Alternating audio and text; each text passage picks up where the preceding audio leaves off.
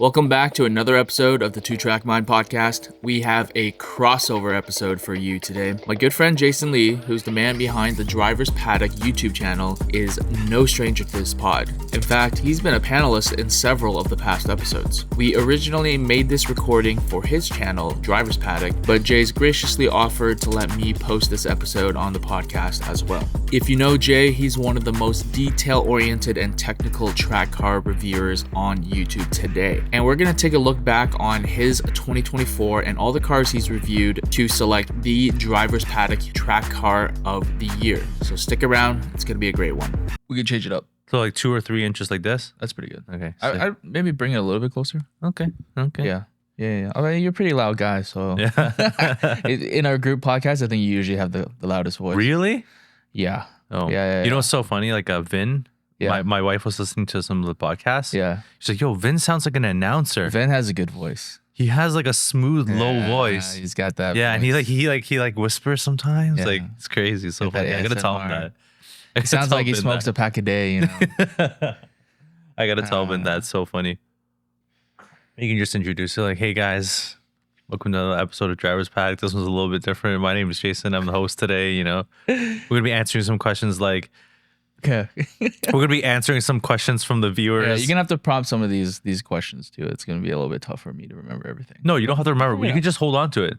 Yeah. You could just like check it. It's cool, you know? Yeah, It's yeah. not like you don't have to be like, oh God, remember. It's literally hold it in your hand. Like it's not Yeah, that yeah. serious. Yeah.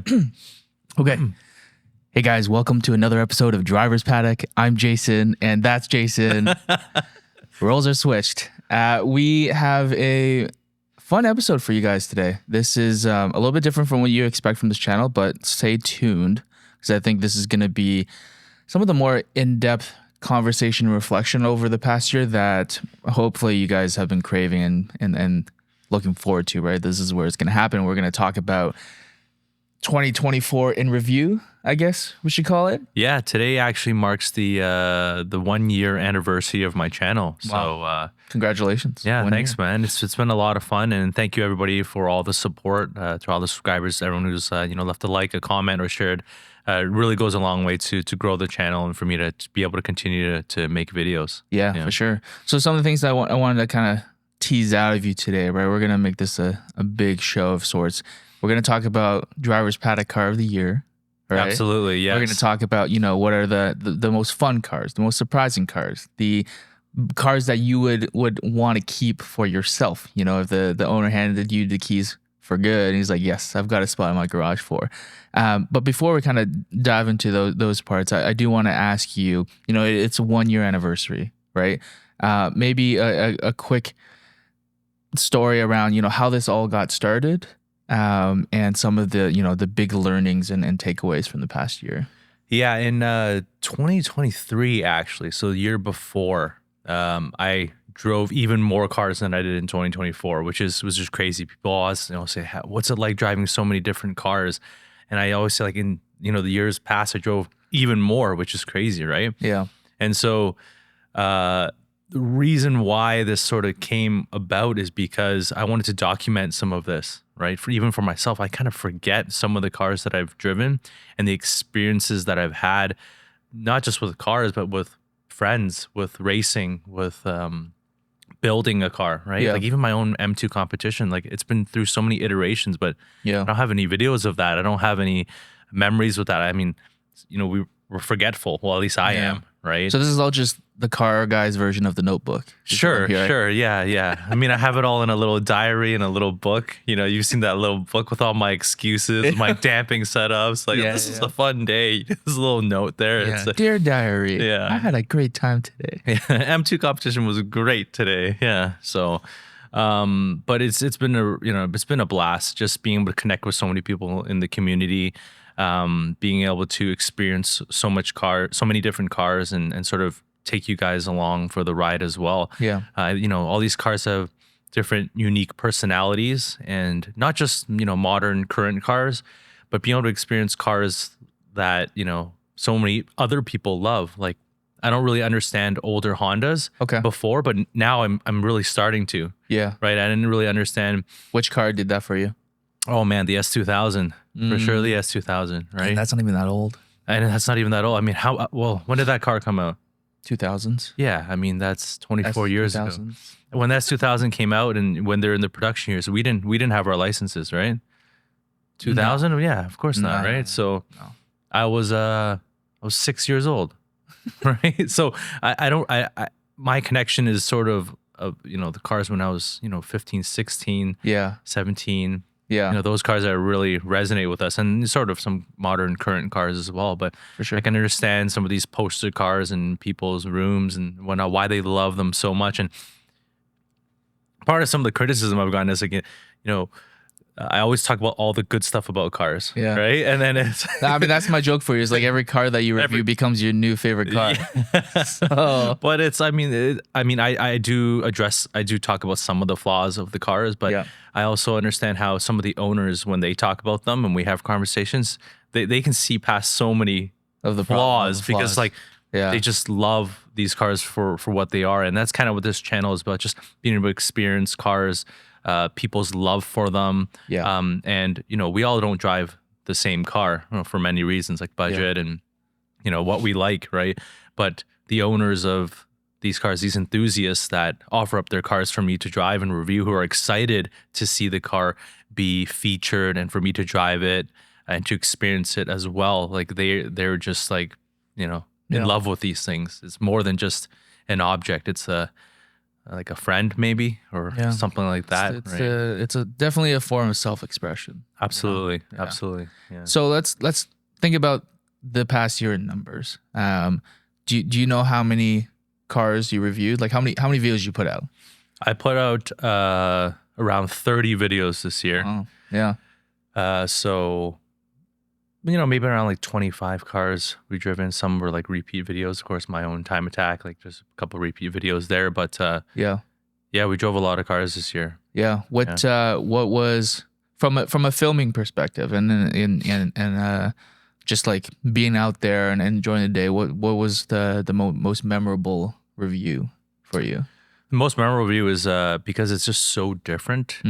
Open cockpit, the Radical SR3 XX. Yeah.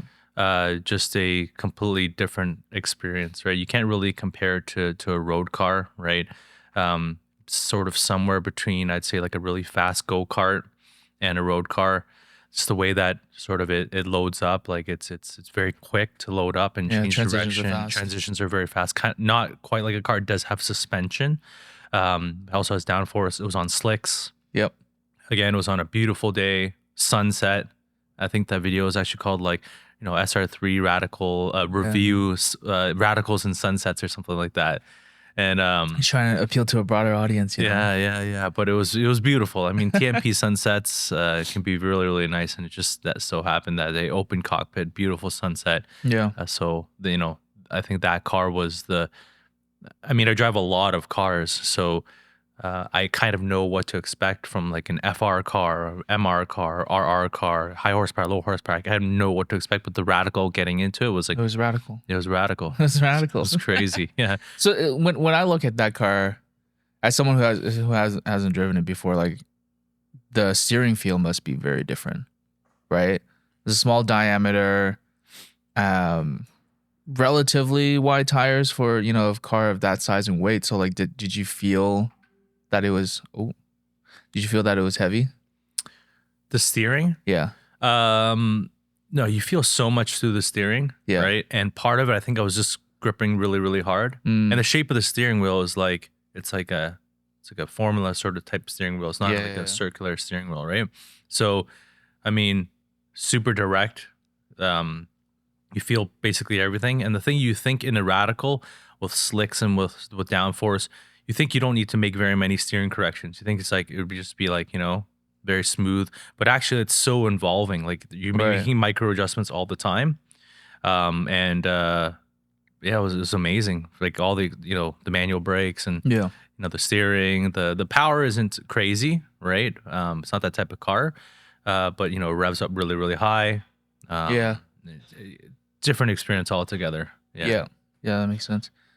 One of the things I wanted to discuss is related to like the format of your videos, right? You're doing these track reviews of different people's cars that they put together. And I think that actually sets a pretty good tone if they like that content, that when they come back, it's a very similar format, right? You introduce the car, introduce the owner, you do some sliding laps, you do your hot lap, you have a bit of a discussion, right? What I want to know is, what's the interaction like with these owners? Are you reaching out to them? Are they reaching out to you? Are they nervous? Are they excited? How do you navigate that part of what is seemingly behind the scenes, but is really critical to this content, right? Yeah, actually, a lot of the cars that are on the channel, some of them I've driven them in the past already. Okay. And how all this started, and how in 2023 and the year before, how I've driven so many different cars is, I have a really good relationship with MTech Auto, MTech Racing. Yep. They deal with BMW, Audi, Porsche, any car for that matter. They work on my BRZ. They do, maintenance, modifications, track prep. They do a lot of time attack, endurance racing, that sort of thing. And so part of that came from when I did a little bit of coaching. Yep. For some of their clients, some of their friends. And on top of that, doing some suspension setup. So primarily like setting up, 2, 3, 4-way, one-way dampers. And just giving them some feedback on their build, some things that I think I would change, or things that I like. And so the videos, the content was already happening. Yeah. Right. It's just I didn't film any of it, which is why in 2024 I was like, I have to film some of this. It's just such an awesome experience, such a cool, unique opportunity and position that I'm in to be friends with all these people, but also to be able to help some of the customers of the shop. And then from there, I guess just word spreads, and some people are like, hey, can you set a benchmark in this? Yeah. And doing some data analysis, data acquisition. Myself, some owners like to see that comparison. We did that podcast on data analysis and, comparing laps from driver to driver, see where we can improve. So I guess all this transpired from just building the community and helping each other and sharing data, that sort of thing. So the experience now is because I've had videos, I have the YouTube now, I have some exposure to the local scene here. People just come to me, they'll send me Instagram message, hey, do you have any interest in reviewing this? Or hey, can you help me with this setup or whatever, right? So I filmed that one Camaro SS1 LE. I have 3 more Camaro SS1 LEs coming to the channel. They're in edit right now, like modified ones, and one with like a tune and a built motor. So yeah, and that's kind of how that video did pretty well relative to the channel. I mean, a lot of people are interested in Camaros. Yeah. And speaking of that, the Camaro video was a head-to-head, right? 2 cars. And I know Jackson was like, no, you got to go back out. You got to go back out and set a faster time, because I think you did a better time in the automatic, right? Yeah, first. Exactly. And so related to that, did you ever find that, because a lot of these owners and drivers are coming to you to set a benchmark, were there any people who were disappointed with what the car was able to do, or what you were able to do with the car? Well, you just make excuses, right? Just make excuses. It's your fault. Your tires are bad, or like, track condition. No, but I mean, at least I don't think so. My viewers, like, you have to understand that lap time depends heavily on track conditions. It can vary so much, right? Tires, traffic is a big one. Trying to manage traffic and, to put down a fast lap when the tires are still hot and there's not a lot of significant degradation. Yeah. And I have very, very limited time in these cars, right? So I do, sometimes it's only 5 laps, right? And I'm trying to figure out sort of like where the limits are, feel out the car, and then try to push, right?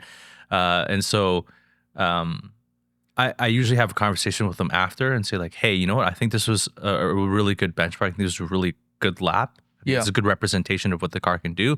Or other times I'll be like, I think there's this, a second or 2 left in the car. Here's where the time is, and here's why I wasn't able to extract that performance. Right. Yeah. Give them some takeaways. Make it some valuable. Takeaways. Exactly. Yeah. I try to offer the people that offer up their cars, of course, they're doing a lot for me. Right? Yeah. So I try to offer as much as I possibly can, whether they want after I'm done my 5 laps, whether they want some in-car coaching from me, whether they want me to, get some data for them, share my data or share my thoughts or whatever it is that they're looking for, I try my best to offer them something as well. Yeah. Yeah. That makes sense. And so, yeah, they are putting out a lot on the line, right? And creating a lot of value. I think it's mutually beneficial. Have you had drivers or owners who show up at the track, they want to do this, but then they start feeling a little bit nervous or No, does it happen? No. You have a very reassuring face. Yeah. No, I've never had that. And TMP primarily where we film. We've done some GP and DDT as well. It's a relatively safe track, right? Besides the last corner, as you know. Yeah, I do know. Your little incident. Yeah, have a very intimate experience with that. With that last corner and that wall. But relatively speaking, there's a lot of runoff. Like it's pretty safe. And typically that last corner, I take it easier. Yeah. Turn 10, I take a little bit easier as well. The high speed left turn, that's turn 10, right? Yeah. I take that a little bit easier, make sure the car's really settled. I mean, when I push these cars, outside of time attack, or if the owner says like, full send it, go for it, show me what it can do. I do leave a little bit of time on the table. Yeah. Just a little bit of a safety margin in those corners specifically. Yeah. Yeah. Yeah. I mean, I think that is obviously a very mature way to think about it because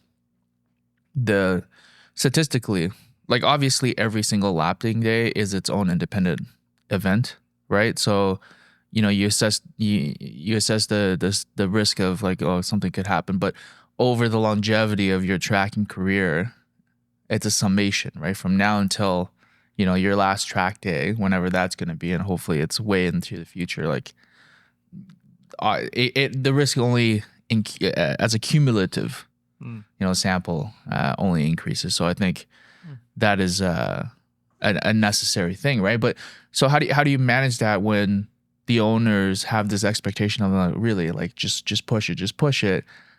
Maybe the better question is like, have you had cars that showed up at the track and then you take a look, it's like, what, it's not ready for full send. Well, if the owner wants me to actually set a very fast lap time, I usually ask for 2 sessions. Yeah. I need that for a session to really feel out the car. I have a general idea of what a FR car will feel like, what a rear engine, rear wheel drive car will feel like, how I need to drive it. And I need to get a lot more information from the owner itself. Like, do you have any fast laps? Can you take me for a spin? Do you have any video? Do you have any data so I can study and take a look at it beforehand? So I'll just need a little bit more time in that car if they really, really want me to push it. Otherwise, I'm, sliding it around a little bit, having some fun with it. But if the expectation is to go really fast, like for example, like I had a GD4, Porsche GT4, it's like, let's see what this thing can do, right? It has the full Varus kit, had CRS on it, camber plates. So I actually took that car to a time attack match, CSCS finale. I drove it there. And so that gave me the entire day to see how fast I can go, right? So every video is just a discussion with the owner. Like, what do you want to get out of this? What are your expectations of me? That sort of thing. So, just being open and communicating with the owners. Yeah.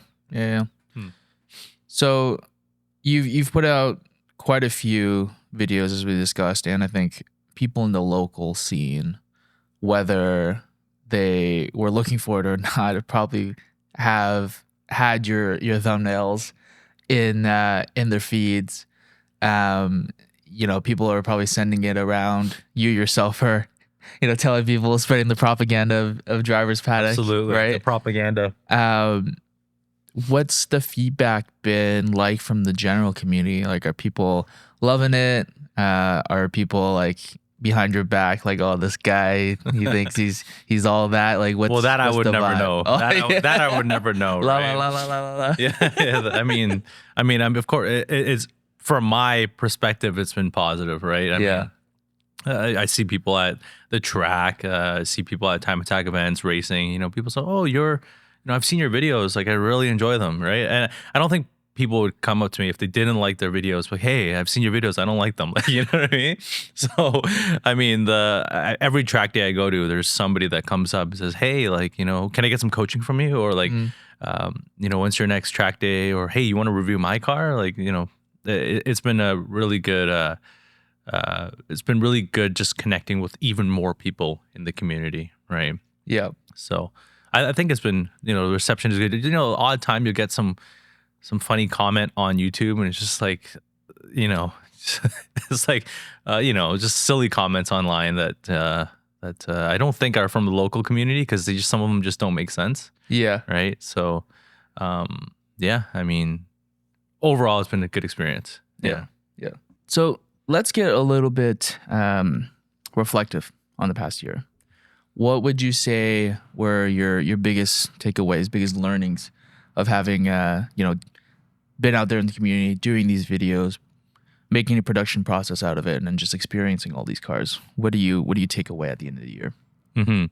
So besides learning, I'm at the end of the day, I'm just a guy with a GoPro, right? Really, I don't have a big production team. Just one GoPro? Yeah, I don't have a big production team or anything behind me. It's literally just myself, right? So, learning how to edit, you know, do audio. I just hope that, you know, my videos can continue to improve video over video, right? Like, you know, whether it's the thumbnail or whatever it is, right? And again, thank you for everyone's support. Like, but in terms of the cars themselves, right? Like, it's really interesting to learn about not just the car, but the owners themselves, which I'll hope to expand on in the future, right? To involve the owners of the cars themselves a little bit more. Yeah. Hear a little bit more from them. Like, for example, Phil's video on his, you know, FA20, FA24 hybrid build, right? We learned a little bit more about him.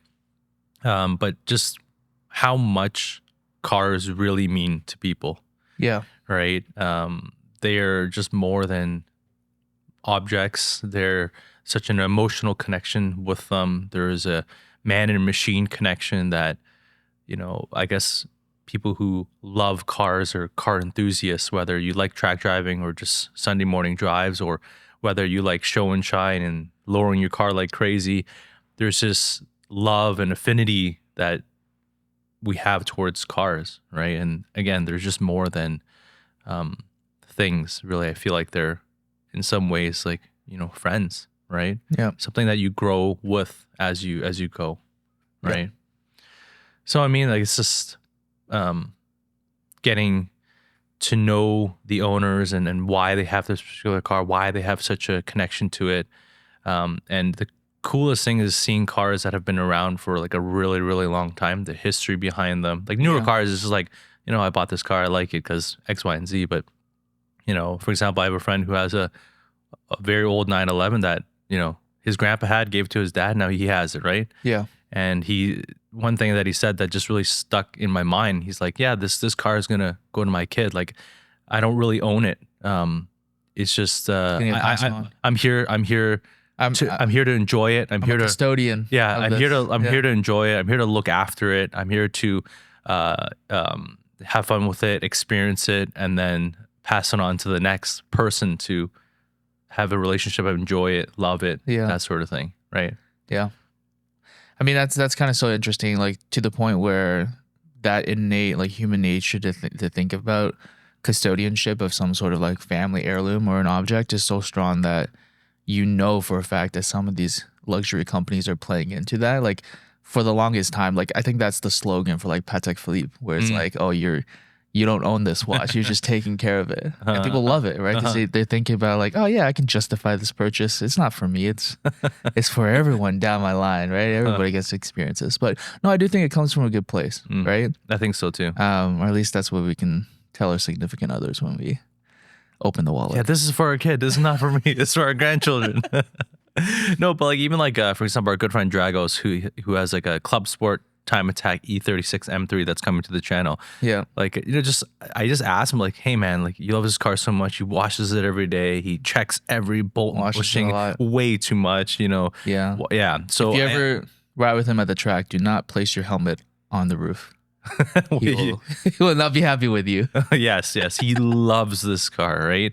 And I asked him like, hey, how much would you sell your car for? Like realistically, what would you sell this for? And I was like, 100,000. He's like, no way. He's getting mad. Like, I'm like 150, 200. He's like, no, I would never sell this. 250. He's like, no, stop asking. Like, it's just, this thing will just never be for sale. Like, even if the right buyer came, offered him 250K, like he'd say no. So it's just like, wow, okay. That's says a lot, right? Yeah. Yeah. It does. Mhm. It does. And the reason why he wanted you to stop is because he doesn't want to believe it himself either. It's like, that's a lot of money. Yeah. But yeah, people really love their cars, and sharing in that and being part of that is just it's an amazing experience. Yeah. So you've clearly experienced and seen the impact of car ownership and track car ownership on people, and how much it's become part of their identities. How has this year affected you personally in your relationship with cars? Because I drove so many cars, I actually didn't spend that much time driving my own cars. Yeah. And for a very brief moment, I actually considered selling What, that doesn't happen one of like my every M2s. month? No, never. Like I love that thing so much. I built that thing. Like, it's like when I first saw that car, when I first saw Chris Harris review the M2 Comp and Sliding it all over the place. I was like, this is the car for me. Had the S55 motor, had the big brakes, shorter wheelbase. Like, it was amazing. So, but I did spend some time away from driving some of my own cars, right? Driving so many other cars. And so, at the end of the season, I have a video of me and Jim going to GP and TMP, and both of us kind of pushing each other, trying to go as fast as we possibly can. And those are like some of the best times that I had track driving the M2 and just enjoying my time on track, right? I cared about lap time because Jim was there, but actually the experience itself was amazing. I didn't look at the lap times till afterwards. But it was just so much Those are fun. always the best track days. So amazing. Just chasing a GT3 MR 991.2 GT3, and Jim was there, of course, myself, just driving around GP and driving TMP was a lot of fun. And so, filming all these cars, there is a process to it. There's a lot of thinking and planning that goes along with all that. And so you kind of want everything to go perfectly. So I guess I wouldn't say it takes away from my enjoyment and experience of these cars, but like I said, there's a lot of work that goes into every single day that I go and I film something. Yeah. So, but when I'm actually in the car, that experience is raw. It's my real emotions. It's my real thoughts. For example, like my Miata video, I was just laughing, screaming, yelling.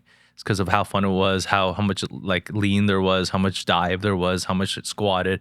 Just a lot of fun. That's that raw emotion, that enjoyment that really comes out when I drive cars. Yep. Yeah. Yeah.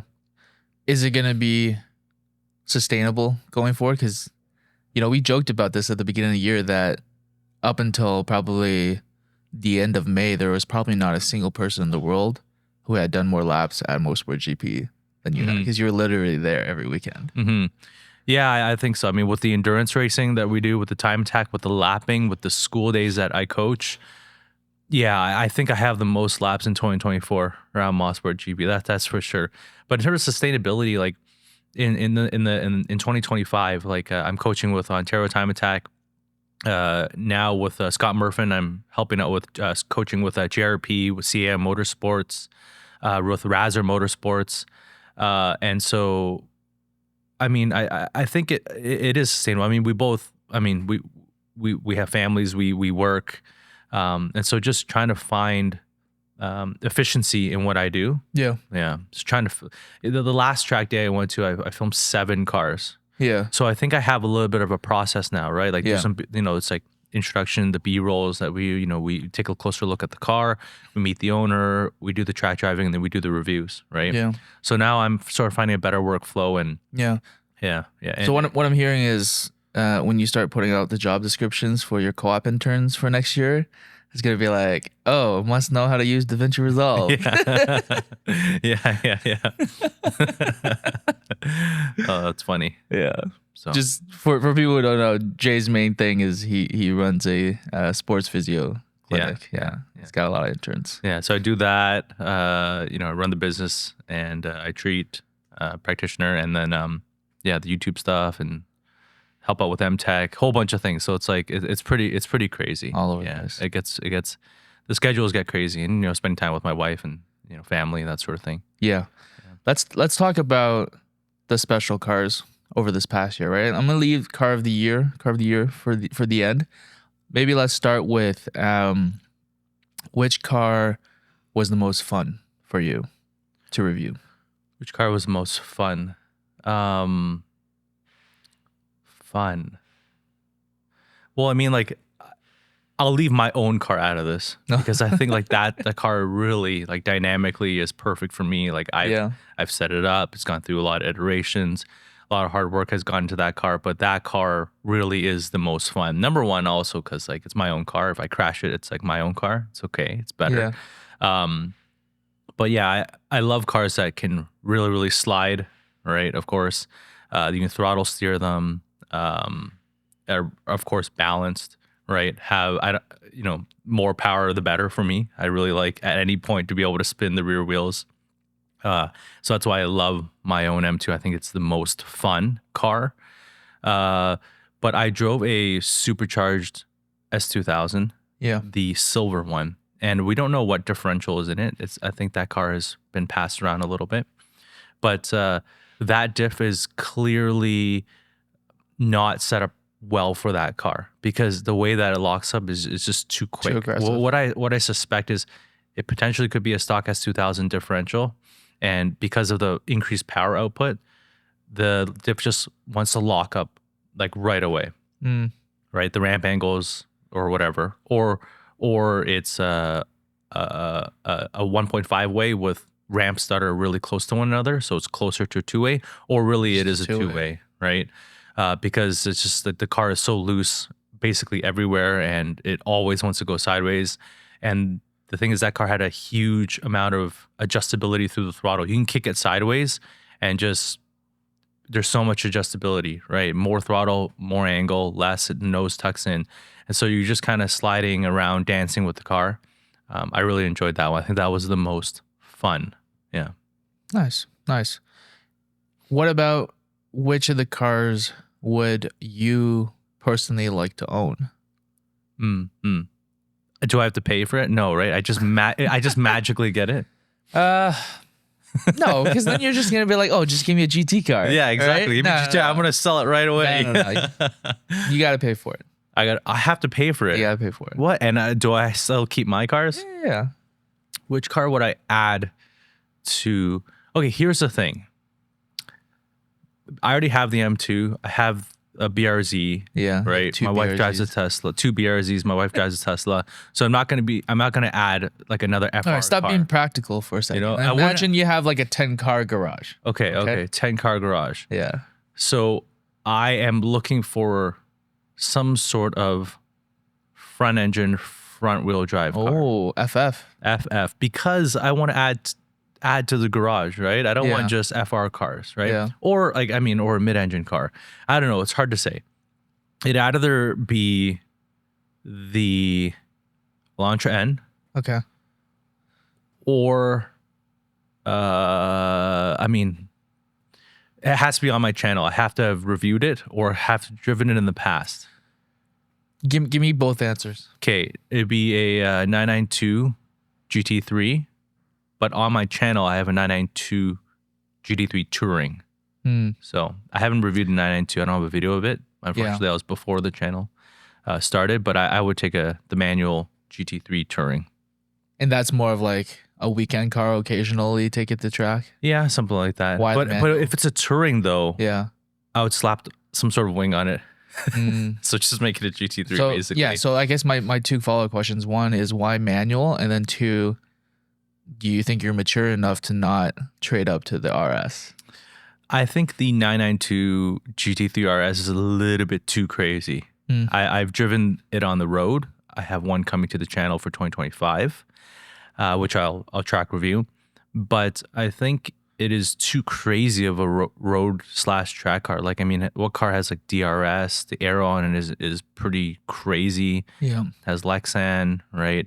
Can adjust the diff on the fly. Exactly. There's you can adjust rebound and the suspension on these little knobs. Again, like you said, the diff.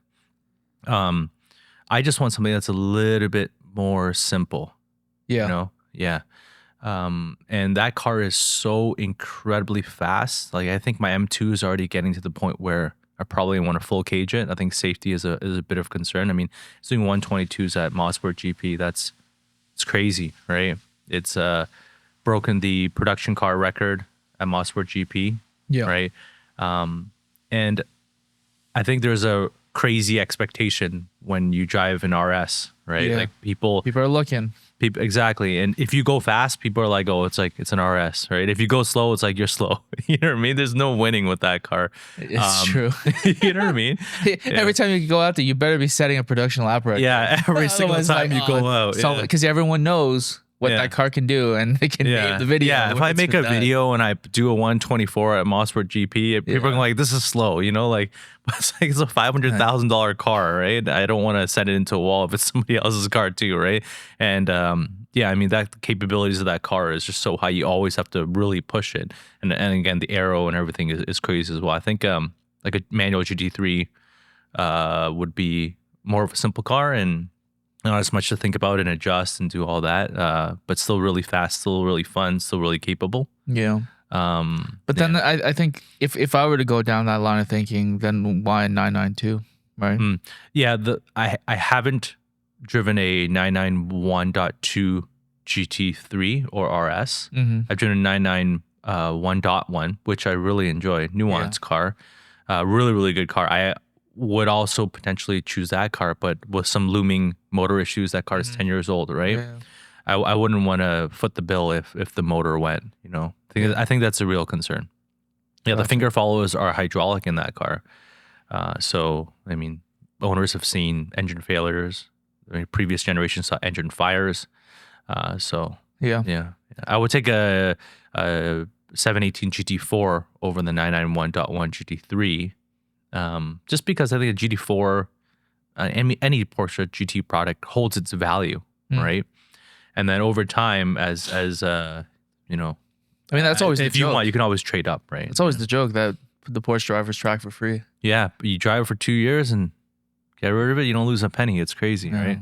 Until it does start to devalue and then everything flips. But for the past, I don't know, 2 decades. Yeah, it's been the case that it only goes up. So yeah, it's crazy. It's crazy. Yeah, and then BMW is just like constant depreciation. Like, it's crazy. You're never getting your money back. Yeah, you're getting pennies on the dollar for parts and the car itself. Yeah, for sure. Yeah, where, you know, this might be a little bit more controversial, but were there any cars that on paper seemed like they were going to be amazing, but then were a little bit disappointing on track? Oof, we get some angry messages. I mean, that means like that means that I had a really high expectation for it. That doesn't mean that the car is not good. It's still really, really good, but it just means that I set in my mind a really high expectation for this particular car. Yeah. Okay, it's good. This car is going to redeem itself. Okay. The K24 swapped turbo S2000. Yeah. It weighed 2,300 pounds. Yeah. Totally stripped. Has MCS suspension. V-mount radiator, hard top, cage, manual brakes, like had everything. Okay, we tried filming that car 5 times. Crazy. 5 times. Just likes to flirt. Every single time it had an issue. One time there's no rain in the forecast. All of a sudden, pouring rain.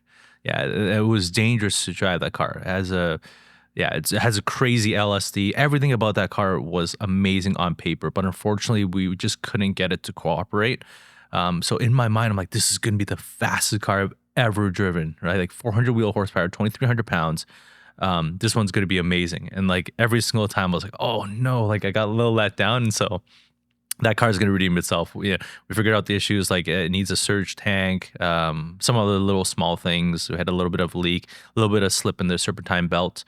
But all of that is going to be a little bit of this, a little bit of that, a little bit of this. And that's but the thing is, like, the owner loves that thing.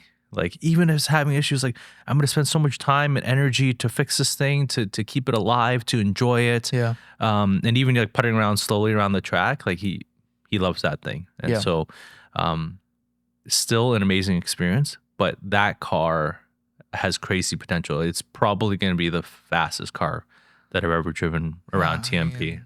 What is it? A G30 turbo? G25. G25. The same thing as yours, right? Oh man, I went G35 900. Oh yeah. We going big boost. I have no idea. Yeah. And G25 is a 660 or 550 or something. I have no Anyway, idea. it's on the smaller end, but it'll spool up yeah. really, really fast. Yeah. Yeah. Yeah. So if you like that car when it's at its potential, then I think you'll like the 86 when it's done. The car that I'm most looking forward to driving in 2025 is Yeah. actually this guy's car. I don't know. So if you don't- 2025 might be a little early. Come on, man. Let's get to work, man. Get to work, because this Yeah, guy get is to work. building a K24 swap G30. You said G35 G35 900 turbo in a Gen 1 FRS. Yeah. It's gonna be stripped out, has a half cage, but the cool part of this build, plus Yeah. all that stuff, is that it's gonna have a BMW DCT transmissions, the same one in my M2 competition. It's such a weird formula, and the reason why I'm going with the G35 900, even though like you need to build the boost on it, it's just the housing is bigger, right? Is with the DCT, I'm less picky about having shorter gear ratios and keeping like it's gonna like be what like 450 wheel. I'm keeping the stock 4.1 rear diff, and so it's gonna run through the gears pretty fast. But with the DCT, so it will just be in high RPM. Yeah. So hopefully it'll stay in boost. I don't know. That's the theory, but we'll see. We'll see. We'll see. Yeah.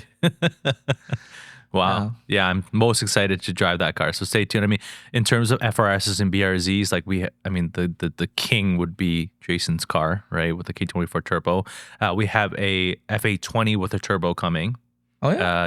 Yeah. His name's Lance. He's the owner of the supercharged S2000. Oh yeah. So he has also has a turbo FRS too. FRS. He has a drift car FRS that I'm also going to review. So hopefully we can go drifting with him, right? Okay. There's a couple of you know how to other drift? Yeah, FRSs. you know how to drift?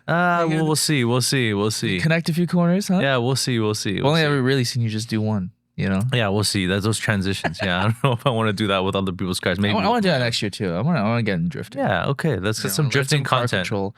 Yeah. There's a good friend of Driven who's really into drifting. And by the way, the red S2000, the original builder of that car, is also a client of Driven All Sport. No way. Where we're at right now. Yeah, he came by and talked about that car. No He's way. like, That's cool. What he watched, because he watched your video and he's like, yeah, like I have the surge tank that it needs in the basement. Like, you know, It's funny because 4 people messaged me. Yeah. 4 people. And they all said, "Hey, I'm the previous owner of this car." I'm just thinking like, what's going on? I'm like, how many people what? own Like, this what's going thing? on? Well, We should get all the owners together. yeah.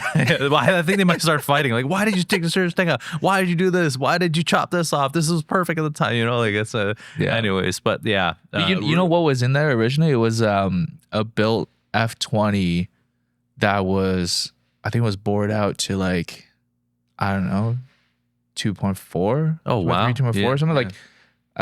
So like it was just like crazy NA build. Yeah. These are the stories that I would love to tell. Get these guys together, right? So, yeah.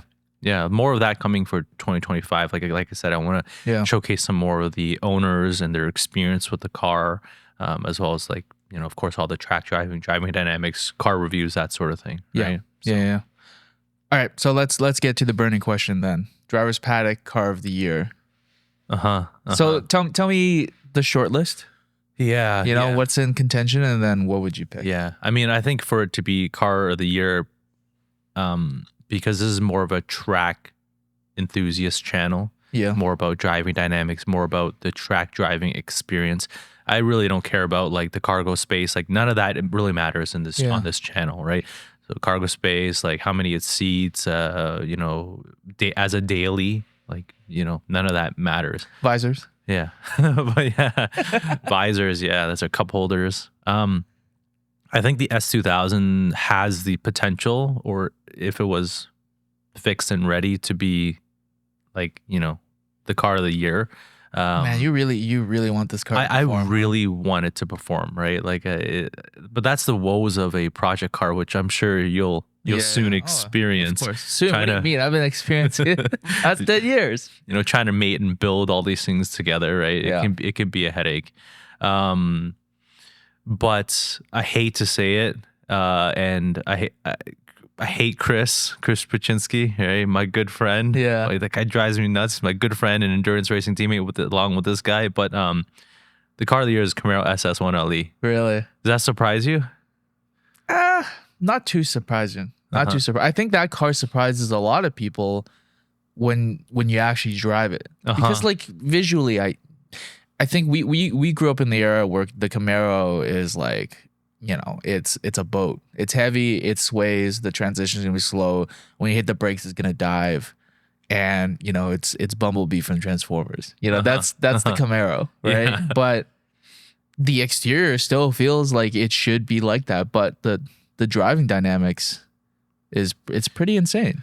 Yeah, like, it's 3,800 pounds. It's heavy, right? So I think it just really surprised me as well, because it's 3,800 pounds, right? Has a V8, 6.2 liter naturally aspirated V8, which is great. The Tremec 6-speed is really good. It has a flat foot shifting. Yep. The rev match is really good. The downshift rev match, of course. The pedal placement is really good. Right out of the box, it's good to go, right? It doesn't have overheating issues. The brakes are good.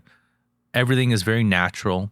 And it's really fast, right? Everything is pretty sophisticated in that car. It all sort of works together, right? That differential is so clever, electronically controlled, right? It takes in yaw sensors, steering inputs, throttle inputs, everything. And it really pushes you out of the corner. You can really throttle steer the car.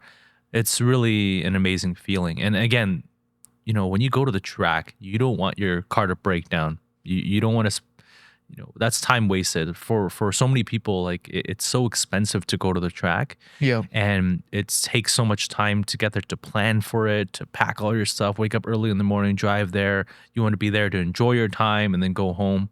That car, again, out of the box, it's ready to go. You don't need to do anything. You don't need to touch a thing. Maybe change the brake Brake fluid. pads The pads are okay. The stock pads are okay. for the stock For tires. the stock tires, yeah. Yeah. But it comes with some Goodyear Supercar 3s, which are really good tires as well, right? What is that, 300 tread wear? I think it might be 200 tread wear. I'm not No sure. way. Maybe it's 300. I don't know. Wow. Okay. Yeah, maybe it's 300. I don't know. But anyways, those tires are really good pace as well. I mean, it's out of the box. It's just ready to go. Minimal mods. Take it to the track. As long as you can get over the aesthetics. As long as you can get over the aesthetics, and the visibility is a bit low, Mhm. but it's okay. I can get around. I thought that car would be very boaty, very floaty, but again, has Magnaride suspension. Yeah. Right. It's just like the whole package is really, really amazing. Yeah. Good value. Great value. Yeah, great value. But unfortunately, at the time of filming this, like, they're discontinued. You can't buy them anymore, right? So I think Chevy has moved on to really focus on the Corvettes. Yeah. But hopefully the nameplate comes back, and hopefully not just like in an EV or hybrid format, because these cars are really, really good. But that car for a few generations, even compared to Chris's 2017 model and the 2023 models that I drove, they're pretty much the same car. Yeah. Right? They haven't really. There's some styling changes, but they haven't really really innovated or changed it up very much. Yeah, but still an amazing car. Still a really, really good car. Would you own one? No, because the M2 competition exists. Yeah. And the Supra exists. The SS1 Elite, out of the box, good to go. That's it. Put some camber bolts. Not many more modifications I would really want to do. And I like to tinker. I like to adjust things. I Make it like your to own. make it my own. And so the tunability, even of a turbocharged motor, like downpipe and a tune, 100 horsepower, right? Or changing out the suspension. I just wouldn't want to change out the Magnaride suspension, right? Yeah. But in my car, I want to put on adjustable 3-4-way coilovers, put on some aero, the aftermarket support, with the Supra, with the M2s, like people like Spage, Jackie Ding from PhD, Varus Engineering, all these companies, Brandon's new company, right? That's coming out with all these aero parts or these aftermarket parts that, the ceiling is much higher for those cars than the SS1LE. Yeah. I could see myself getting into a Subaru at some point. Yeah, I think so too. But I mean, with your build, I don't think it really makes sense. Well, it wouldn't be a track car. It would replace the GTI's duty of like when the FRS is inevitably up on the lift. Yeah, but you want a higher horsepower rear-wheel drive car in a Canadian winter with with kids and stuff. Yeah, I mean, this is pipe dream of when I have that 10-car garage. Yeah. I'll just leave it here. I gotcha. Yeah. Yeah. So I mean, that's all very exciting. I think that's like pretty good insight from someone who's had a lot of varied experiences with driving different cars that were prepped for the track to hear. And I think that's probably going to surprise some people, right? Camaro SS 1LE, hard to get now. Do you know like obviously they're not making them anymore, but is it a tough car to buy used? I'm not sure, but even when Jackson, one of the owners, was trying to get his car, like he said he took her over an allocation from somebody else. You can't even get and he was kind of saying how like they don't really make them for the Canadian market, and even his there's it's spec the way that he wouldn't really spec it. Like it has a sunroof, it has heated and cool seats, and also it doesn't have the performance data recorder. So I mean, that's how he would spec it. I really think the SS1LE is really made for the track, right? Like that thing kind of belongs there. I mean, it's super comfortable on the road, of course, with the Magnaride suspension, but like on track, it's amazing. Like they belong there. Yeah, that makes sense. Yeah. Let's talk about 2025. You already mentioned that a 3RS, 992 3RS is coming to the channel. Yep. Very exciting. K24, S2000, hopefully. It's all buttoned up and ready for that as well. What are some other cars that you're excited about that's lined up for the next season? Okay, your car has to come, of course, for sure. We have some 991 GT cars coming. Yeah. So the .2, which I really want to drive because I envision myself probably having a 991.2 GT3 or GT3 RS at some point. Yeah. I mean, it doesn't have the motor issues that the 991.1 has. And I really like the look of that RS, and that car came out sort of when I was like getting my license, and when I saw that car, I'm like, oh, this is beautiful. I really at one point want to own this car. We have a turbo coming. We have the hybrid GTS coming. Yep. So that's a new car. MTech has 2 new race cars coming, which I'm not going to disclose. Those will be on the channel soon. Whole bunch of cars. Like we have again the turbo FA20 FRS or BRZ, Honda S2000, a stock one. Our friends Tim and Sean are always changing up their garage, right? So whatever cars they decide to revolving door of cars, wherever this cars they get, for sure I'm going to review. We have Dragos's E36 time attack build. We have Stu's full send WRX can jam built WRX, and a whole bunch of other cars, some older Hondas, which I'm actually really excited about driving. Yeah, you should also review my GTI. Yeah, maybe the GTI. No, I'm kidding, man. I'm gonna do some fun cars like Honda Fits, 8th Gen SI. Which if you do a Honda Fit, I'm putting my money on it now. That's 2025 car of the year. Yeah. Okay. Yeah. But honestly, if you're watching this and you have a car, you have a story that you want to tell, or a car you want me to review, please reach out.